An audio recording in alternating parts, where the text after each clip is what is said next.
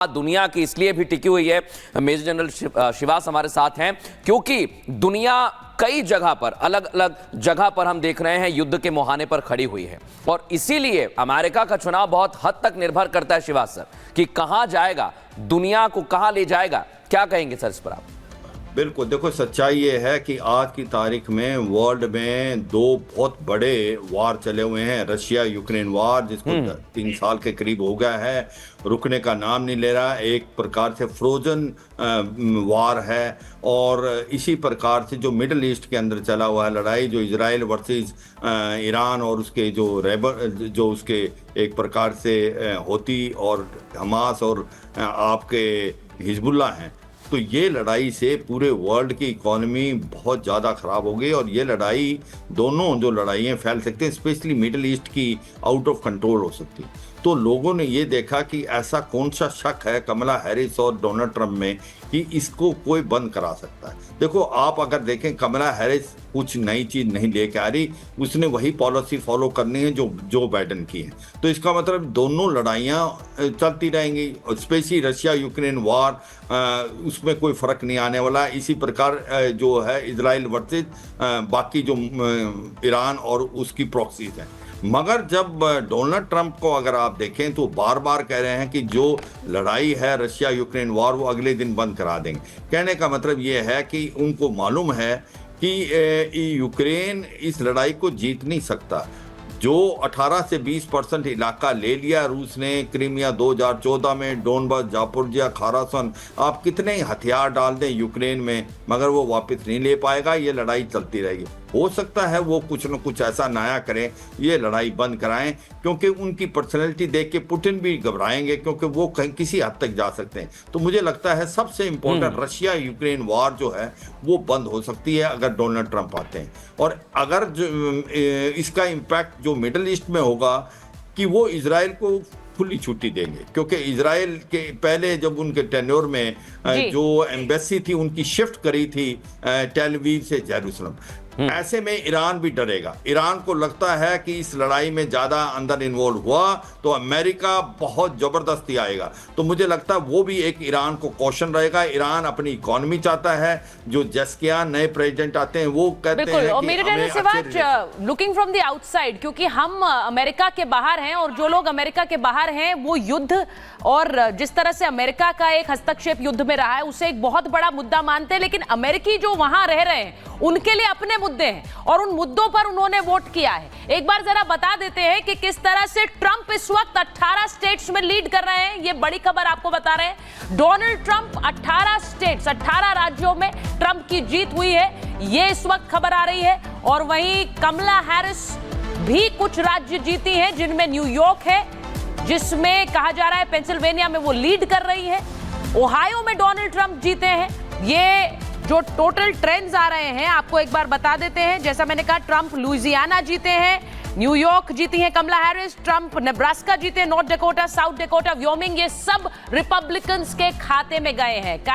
Florida, Alabama, Tennessee, Kentucky, East Virginia, Indiana, Missouri, Oklahoma, Mississippi, Arkansas, Ohio, ये सब Republicans के खाते में जाते हुए नजर आ रहे हैं, जो आप टैली इस वक्त अपने स्क्रीन पर देख रहे हैं। और ये टैली बता रही है डोनाल्ड ट्रंप यानी रिपब्लिकन्स इस रेस में आगे चल रहे हैं। लेकिन जैसा अभी रविंदर जी कह रहे थे कि अभी भी सुचरिता इंतजार करना होगा हमें, क्योंकि अभी कांटे की टक्कर कई लोगों ने बताई है। अब किस दिशा में जाएगा उसी पर निगाहें बनी हुई हैं। लेकिन आंकड़ा जो कि पहुंचना है, हाँ जी 270 का आंकड़ा पहुंचना है। 267 ये जो फिगर है ये थोड़ा सा बहुत से लोगों को ये सोचने पर मजबूर कर रही है। हमारे साथ नेहा पंत जुड़ी है, अमेरिका से सीधे पत्रकार हैं। नेहा, ये जो हमें सुबह सुबह इस वक्त आंकड़े दिख रहे हैं, बहुत से लोग भारत में सोचेंगे कि this is a Trump victory, लेकिन आप बताइए कि अभी कितना इंतजार है, क्योंकि और अमेरिका क्या सोच रहा है? अमेरिका ने वाकई क्या चेंज के लिए वोट किया है इस बार? देखिए, अमेरिका फिलहाल चेंज के लिए, जहां तक मेरा ऑब्जर्वेशन है, बहुत हद तक तैयार है। क्योंकि अगर आप हाल फिलहाल के जो भी इवेंट्स हैं उनको आप ऑब्जर्व करें, स्पेशली वॉर, चाहे वो रशिया यूक्रेन की वॉर हो, चाहे फिर वो मिडिल ईस्ट में जो कॉन्फ्लिक्ट अभी चल रहा है, इजराइल वर्सेस गाजा का कॉन्फ्लिक्ट, तो यूनाइटेड स्टेट्स की जो जनता है वो इन कॉन्फ्लिक्ट्स को नहीं चाहती है। यूनाइटेड स्टेट्स की जनता का साफ कहना है कि हमें अपने घर पे ध्यान देना है, बजाय कि हमें बाहर जो दूसरे देशों के झगड़े हैं उसमें पड़ने के। फिर यहाँ पर सबसे बड़ा मुद्दा अभी है इमिग्रेशन को लेकर। इमिग्रेशन यहाँ पर एक बहुत ही ऐसा टॉपिक है कि जो बॉर्डर है यूएस की वो बहुत पोरस है और सदर्न बॉर्डर से बड़ी ही संख्या में कई अनवेटेड इमिग्रेंट्स इलीगली यहाँ पर दाखिल हुए हैं, जिसके खिलाफ यहाँ की जो हिस्पैनिक है, यहाँ की जो ब्लैक पॉपुलेशन है और यहाँ के जो आम अमेरिकी जो वर्कर है, स्पेशली ब्लू कॉलर लेबर्स, उनमें बहुत गुस्सा है। क्योंकि जैसे कि आपने हाल फिलहाल में न्यूयॉर्क की तस्वीरें देखी कि यहाँ पर इमिग्रेंट्स के बड़े बड़े होटल्स में जो इलीगल इमिग्रेंट्स हैं उनको बसाया गया, उनको रखा गया, उनको फूड स्टैम्प दी गई, उनको पैसा दिया गया। तो इससे अमेरिका की जनता में बहुत ज्यादा गुस्सा है और एक आप कह सकते हैं कि वो इस कदर नाराज चल रहे थे। इस नाराजगी को देखने में बाइडेन एडमिनिस्ट्रेशन ने लापरवाही की और जब उनको लगा कि ये बात हद से आगे बढ़ गई है तब तक बहुत देर हो चुकी थी। दूसरा, जहां तक कि वॉर की बात है, वॉर को लेकर भी एक बहुत बड़ा तबका है जो ट्रंप की ओर आया है। जो डेमोक्रेटिक वोटर्स हैं वो टूट के आए हैं डेमोक्रेटिक पार्टी से ट्रंप की तरफ। सबसे बड़ा एग्जाम्पल है, जो सबसे बड़ा इंडोर्समेंट अगर आप देखेंगे तो इलॉन मस्क का है, जो कि साफ तौर पे आज से 3 साल पहले तक वो लेफ्ट लीनिंग हुआ करते थे और कहाँ आज वो खुलकर डोनाल्ड ट्रंप को सपोर्ट कर रहे हैं। उसके अलावा दूसरा सबसे बड़ा एक जो कहते हैं अमेरिका की first family, John F Kennedy के जो भतीजे हैं RF के जूनियर, वो डेमोक्रेटिक पार्टी से टूटकर वापस ये रिपब्लिकन्स के साथ आए हैं और ट्रंप को उन्होंने खुलकर इंडोर्स किया है। और ऐसे ही अभी हाल फिलहाल में जो पॉडकास्टर है बहुत फेमस जो रोगन, जिनके 40 मिलियन से ज्यादा केवल यूट्यूब पे व्यू चले गए ट्रंप के इंटरव्यू के, तो उन्होंने इलेक्शन की शाम को ही डोनाल्ड ट्रंप को सपोर्ट किया। तो आप देख सकते हैं कि बहुत बड़ा अंडर करंट था जिसको ये बाइडेन हैरिस एडमिनिस्ट्रेशन नहीं देख पाया, या देखकर भी इन्होंने अनदेखा किया। तो कहीं ना कहीं इन्हें कॉन्फिडेंस था कि हम जीत लेंगे, लेकिन यहाँ की जनता वॉर से नाराज है। इन्फ्लेशन बहुत बड़ा मुद्दा है, इमिग्रेशन से बहुत नाराज है, जो अनवेटेड इमिग्रेशन हो रहा है। इमिग्रेशन, इलीगल इमिग्रेंट्स एक बहुत बड़ा मुद्दा है, इसीलिए बहुत हद तक डोनाल्ड ट्रंप ने उसे एड्रेस भी किया, जानवर तक कह दिया था इलीगल इमिग्रेंट्स को। बिल्कुल, और यही मुद्दा है। इसी को लेकर ऐसे कई सारे मुद्दे हैं, क्योंकि डोनाल्ड ट्रंप ने आखिरी में भी कहा कि आपको तय करना है कि आपको जीना कैसा है। और सबसे पहले आपको तस्वीर दिखा रहे हैं, वोटिंग काउंट जारी है और एक एक करके काउंटिंग चल रही है। ये काउंटिंग बता रही है कि अभी आंकड़े आपकी टीवी स्क्रीन पर सामने हैं। डोनाल्ड ट्रंप 267 सीट पर आगे चल रहे हैं, वहीं कमला हैरिस पीछे चल रही है। लेकिन अभी फिर आपको बता रहा हूं कि ये जो आंकड़े हैं ये अभी इंतजार करने वाले हैं कि क्या होने वाला है अमेरिका में व्हाइट हाउस की रेस में। आपको क्षेत्रवार बता देता हूं, जो राज्य हैं वहां पर कौन कौन आगे चल रहा है। जो लाल है वो ट्रंप की ओर दर्शाता है, यानी रिपब्लिकन्स, और नीला कमला हैरिस यानी डेमोक्रेट्स को दर्शाता है। तो आप सीधा समझ सकते हैं इस मैप के जरिए कि डोनाल्ड ट्रंप आगे चल रहे हैं, और डोनाल्ड ट्रंप कितना और इसको अपनी जीत को आगे बढ़ाते हैं यही तय करेगा कि अमेरिका में किसकी जीत होगी। लेकिन हां सुचरिता, मुद्दे बहुत सारे हैं, और जैसा आप अभी कह रही थी कि इलीगल इमिग्रेंट्स का मुद्दा, ट्रंप ने अपनी हर सभा में इस मुद्दे को उठाया है। बिल्कुल, और मृदुल आप ये लगातार ब्लू एंड रेड स्क्रीन दिखा रहे हैं, हम बार बार अपने दर्शकों को बता रहे हैं, जितना आप लाल देखेंगे उस मैप पर यानी कि डोनाल्ड ट्रंप की जीत, जितना आप नीला देखेंगे कमला हैरिस जीत रही हैं। आप इसको इस तरह से आंकिए, भले ही आप अमेरिकी मैप में अलग अलग स्टेट्स को ना पहचान पाए। मैं एक बार दीपक जी, आप कुछ कहना भी चाह रहे थे और आप वो ट्रंप कैप के साथ भी बैठे हुए हैं, मेक अमेरिका ग्रेट अगेन, वही अपनी मागा हैट पहनकर आज वो वोटिंग के लिए भी पहुंचे थे। नेहा कह रही हैं कि America is ready for change. जी, yes, America is ready for change in a big way, क्योंकि पिछले ऑलमोस्ट 3 साल से, जब से बाइडेन ऑलमोस्ट फिजिकली अनफिट रहे हैं और ही कुड नॉट, उनका को टोटली अनकेपेबल हो गए हैं बाइडेन, जो वर्ल्ड में कोई पीस को रिस्टोर नहीं कर पा रहे हैं, यूक्रेन रशिया वॉर को कंट्रोल नहीं कर पा रहे हैं, इजराइल पैलेस्टीन को हैंडल नहीं कर पा रहे हैं।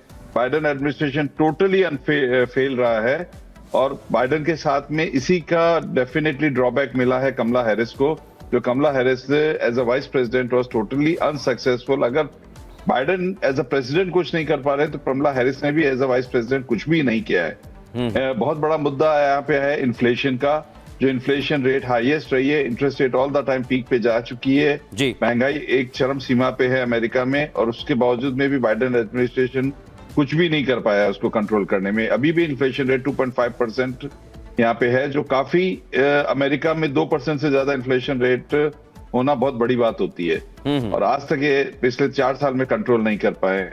दूसरा बहुत बड़ा मुद्दा है जो 25% मुद्दा है कि आज यहाँ पे जो अमेरिका में बॉर्डर सिक्योरिटी, बॉर्डर इन्फिल्ट्रेशन हो रहा है, जहाँ पे बॉर्डर से बॉर्डर क्रॉसिंग हो रहा है, तो ये बहुत बड़ा मुद्दा है जिससे पूरे अमेरिका में एक क्राइसिस हो गया है, पूरे अमेरिका में एक अनसिक्योरिटी हो गई है, क्राइम रेट हाईएस्ट हो चुकी है अमेरिका में। इलीगल इमिग्रेंट्स का मुद्दा है दीपक जी, जल्दी से बता दीजिए कि इसको लेकर क्या बहुत लोगों को लगता है कि ट्रंप आएंगे तो ही उसे ठीक कर पाएंगे?